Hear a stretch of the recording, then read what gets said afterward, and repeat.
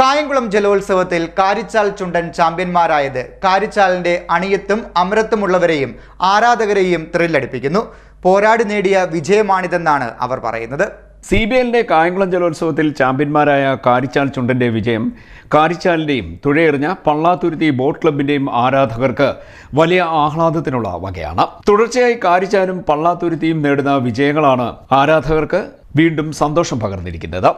കാരിച്ചാലിന്റെ ചുമതലക്കാരനായ കായംകുളം സ്വദേശി ഷാജിക്ക് ഈ വിജയം ഇരട്ടി മധുരമാണ് സമ്മാനിക്കുന്നത്.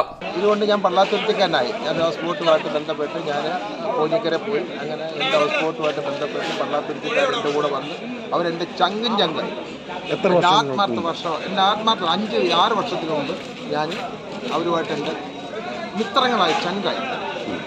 അവരോട് ഞാൻ അവർക്ക് സ്നേഹം കൊടുക്കുന്നു, അവരെനിക്ക് സ്നേഹം കൊടുക്കുന്നു. ഓരോ കാര്യത്തിനും അവരെൻ്റെ അടുത്ത് പറയുന്നു. വള്ളംകളി എന്ന് പറയുന്നു, സ്പോർട്സിന് പറയുന്നു, അമ്പലത്തിലെ കാര്യം എന്ന് പറയുന്നു. എല്ലാത്തിനും ഞാൻ സഹകരിക്കുന്നു. ഞാൻ എല്ലാത്തിനും സഹകരിച്ച് 3 വർഷം കൊണ്ട് ഞങ്ങൾ ട്രോഫി വാങ്ങിച്ചുകൊണ്ട് ഞങ്ങൾ പോകുന്നുണ്ട്. സന്തോഷമായിട്ട് അവരെല്ലാം ഹാപ്പിയാണ്, നമ്മൾ ഹാപ്പിയാണ്.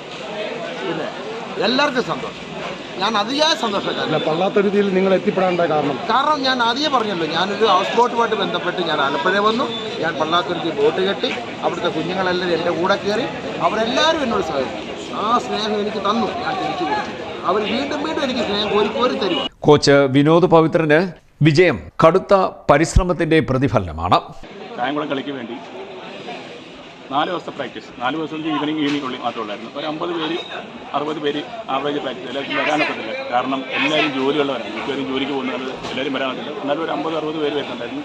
അവരെ വെച്ച് പ്രാക്ടീസ് ചെയ്ത് ബെറ്റർ ദാൻ, അതായത് മറ്റുള്ളവരെയും ഞങ്ങൾ ഒരു പ്രാക്ടീസ് നൽകി. അതാണ് ഞങ്ങളുടെ വിജയം എന്ന് എനിക്ക് തോന്നുന്നത്. CDNet news Kayamkulam.